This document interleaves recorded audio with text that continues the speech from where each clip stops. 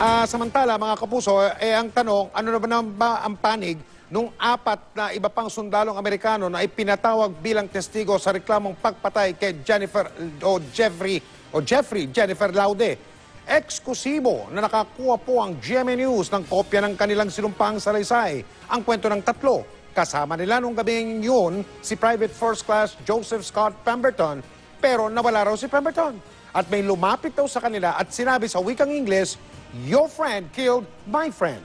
Nakatutok si Ian Cruz. Eksklusibo.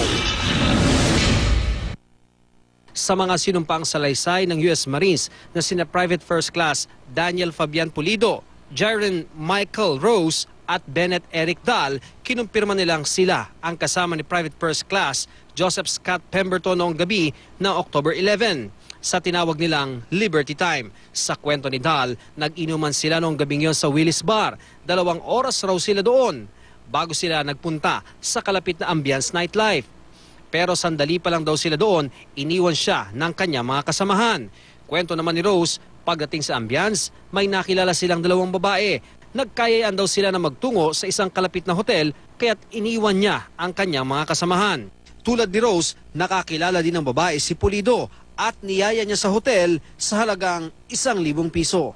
Pare-pareho ang kwento ng 3 na nagkita lang sila sa labas ng Ambiance Bar bago maghating gabi. Pero si Pemberton hindi raw nila makita, kaya hinanap nila ito dahil malapit na ang kanilang curfew.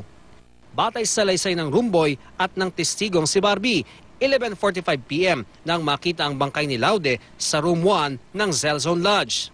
Samantala, pare-pareho rin ang kwento ng 3 na habang hinahanap nila si Pemberton, may lumapit sa kanila at sinabing, "Your friend killed my friend." Tinukoy pa nga ni Pulido na isang questionable-looking female ang taong lumapit sa kanila. Dinala raw sila nito sa entrance ng isang hotel. May itinuturo raw ito sa loob habang paulit-ulit na sinasabing, "Your friend killed my friend." Makalipas daw ang ilang minuto, umalis na sila sa lugar, sumakay ng taxi at bumalik sa kanilang barko. Pare-parehong sinabi ng 3 na hindi nila nakita si Pemberton noon. Kinuhanan din ng salaysay si Christopher Blaine Miller, ang rifle watchguard o naka-duting bantay noong gabing yon sa labas ng USS Peleliu 5. Sa kwento ni Miller, lagpas na sa Liberty Time nang bumalik sina Pulido, Dahl at Rose.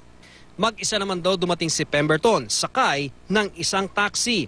Mukhang lasing daw ang 4 at idinahilan na hinanap nila ang isa't isa kaya sila na late ng balik. Wala naman daw siyang napansing kakaiba sa 4 noong gabing yon. Mula rito sa Olongapo City, Ian Cruz, Nakatutok, 24 Oras.